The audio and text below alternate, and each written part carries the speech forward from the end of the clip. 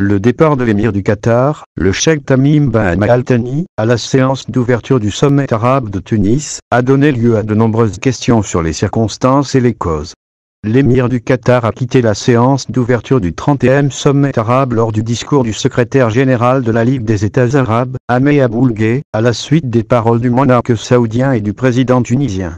La partie qatari officielle n'a donné aucune précision sur les raisons du retrait soudain que certains médias ont lié au contenu du discours du secrétaire général de la Ligue arabe, Ahmed Aboulgué, qui a critiqué ce qu'il a décrit comme les interventions de l'Iran et de la Turquie dans les affaires de plusieurs pays arabes.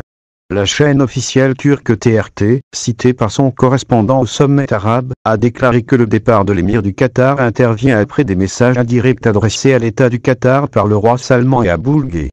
Selon la chaîne, de grands efforts ont été déployés pour le ramener au sommet, le plus important pour attraper la tête du mouvement de la Renaissance, Razi Ghannouchi, à l'aéroport pour empêcher son départ. Le départ de l'émir du Qatar est programmé depuis l'annonce de sa participation au sommet, et la partie qatarienne a convenu avec les responsables tunisiens que le prince Tamim devrait être satisfait de la présence des déclarations du président tunisien et du secrétaire d'État, a déclaré à la radio Mosaic FM. Général de l'université.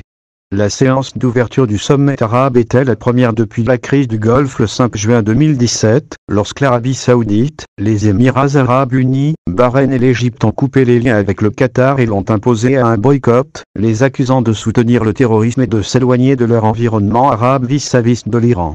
La participation à court terme du Qatar au sommet de Tunis fait suite à son absence l'an dernier du sommet arabe de la ville saoudienne de Daran.